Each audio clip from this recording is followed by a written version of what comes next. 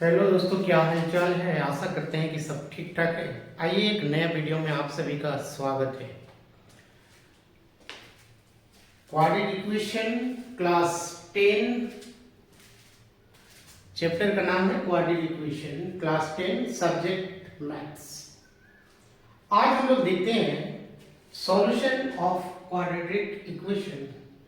कोई भी जब क्वाड्रेटिक इक्वेशन होता है उसका सॉल्यूशन कैसे निकाला जाता है, उसका रूट्स कैसे निकालते हैं। सॉल्यूशन का मतलब उसका रूट्स, रूट्स करने का मतलब जो एक्स है उसका वैल्यू कैसे निकालेंगे। इसमें क्या क्या मेथड्स हैं उसको डिटेल से देखते हैं। ठीक है, आइए स्टार्ट करते हैं। Let's we start. Solution of quadratic equation, there are 3 methods. इसमें 3 मेथड्स हैं।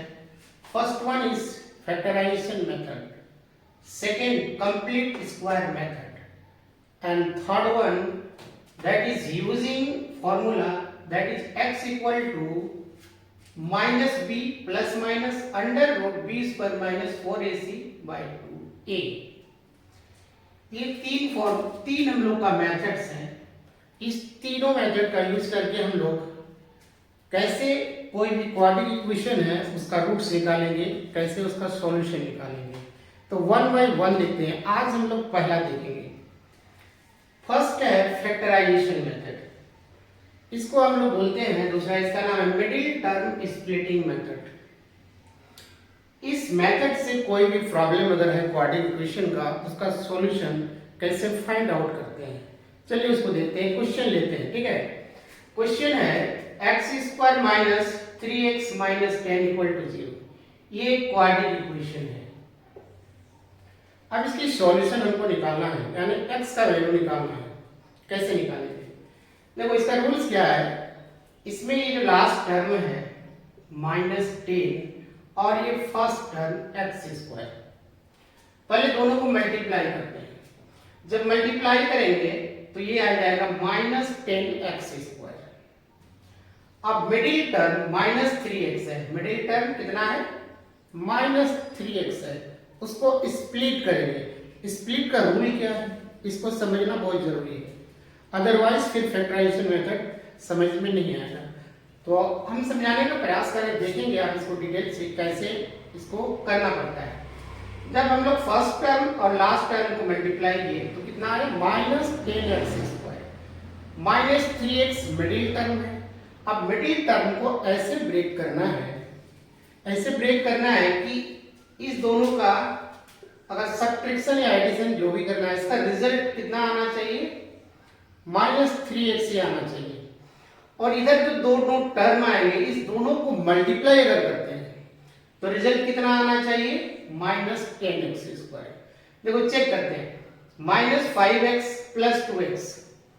ठीक है, अगर -5x में प्लस 2x करेंगे हम लोग कितना मिलेगा? -3x मिलेगा।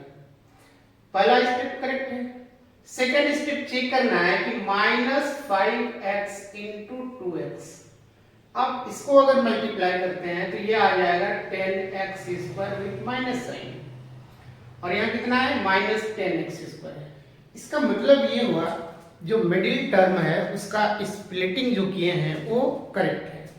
ठीक है, अदरवाइज इसको दूसरी तरह से भी हम लोग स्प्लिट कर सकते हैं, लेकिन दूसरी तरह से अगर स्प्लिट करेंगे तो ये कंडीशन और ये कंडीशन दोनों सेटिस्फाई नहीं होगा, ये दोनों सेटिस्फाई होना चाहिए।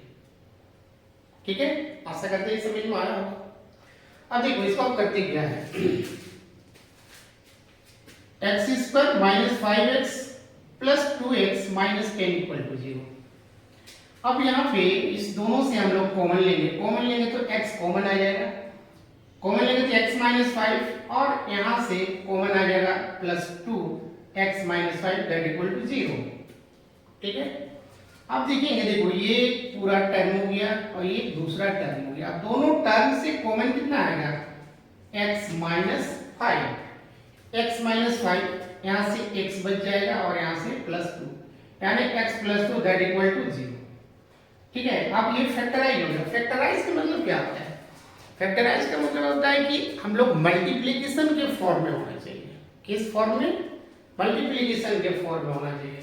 जैसे फॉर एग्जांपल अगर सिंपल एग्जांपल लेते हैं, जैसे कोई नंबर ले रहे हैं 12, अगर हम इसको 4 into 3 लिखते हैं, दैट मीन्स क्या है, ये दोनों इस 12 के फैक्टर्स हैं। ये दोनों क्या है, इसके फैक्टर्स हैं। यहां पर भी ये x माइनस 5 इस क्वाड्रेटिक इक्वेशन का एक फैक्टर है, x प्लस 2 भी इस क्वाड्रेटिक इक्वेशन का एक फैक्टर है। अब देखो this into this equal to 0।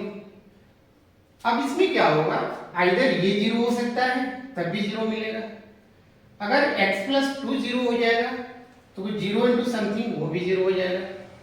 तो हम लोग क्या करते हैं, 1 by 1 पहले क्या करते हैं कि when x minus 5 equal to 0, जब x minus 5 equal to 0 हो जाएगा तो x का वैल्यू कितना मिलेगा, x equal to 5, right. Second case में again when x plus 2 equal to 0, x plus 2 equal to 0, तो उस केस में x equal to minus 2। तो इसका मतलब क्या हो गया, x के दो वैल्यू निकला, और हम पहले भी बता चुके थे कि x का हमेशा जब भी क्वाड्रेटिक इक्वेशन रहेगा तो ओनली 2 वैल्यूज ही मिलेंगे, और 2 वैल्यूज कब इक्वल होते हैं, कब अनइक्वल होते हैं, हम प्रीवियस क्लास में, प्रीवियस वीडियो में इसको डिस्कस कर चुके हैं, बता चुके हैं, ठीक है। अब यहाँ पे देखेंगे, ये है हम लोग को 5 और ये -2, दोनों रियल नंबर्स हैं लेकिन दोनों अनइक्वल है, अलग अलग है, ठीक है। इसका मतलब क्या हो गया, hence roots of the quadratic equations 5 and -2, यानी ये जो क्वाड्रेटिक इक्वेशन है इसके जो रूट्स निकले, पहला कितना निकला 5, दूसरा हो गया -2, that means what, x equal to 5 और x इक्वल टू -5। ये दोनों क्या हैं, इस क्वाड्रेटिक इक्वेशन के सॉल्यूशंस हैं, ठीक है। तो ये पहला मेथड है जिसको हम लोग जानते हैं, ये है फैक्टराइजेशन मेथड, ठीक है। आशा करते हैं कि ये जो फैक्टराइजेशन मेथड है क्वाड्रेटिक इक्वेशन में समझ में आया होगा। लेकिन और एक बात बताती चले कि इसमें और दो मेथड हैं, एक है कंप्लीट स्क्वायर मेथड और दूसरा है यूजिंग फॉर्मूला, यानी that is direct x equal to -b plus minus under root b square minus 4ac 2a। इसका यूज करके भी इस क्वेश्चन को जब बनाएंगे तो सेम आंसर आएगा, यानी इसके रूट्स जो निकलेंगे वो 5 और -2 ही आएगा, ठीक है। चलो इसी क्वेश्चन को हम लोग अब क्या करते हैं कि इस डायरेक्ट जो मेथड है x equal to -b plus minus under root b square minus 4ac by twice, इसका यूज करके इस क्वेश्चन को बनाते हैं, ठीक है। क्वेश्चन सेम रहेगा, मेथड डिफरेंट होगा, इसके रूट्स क्या आएंगे अब देखते हैं, ठीक है।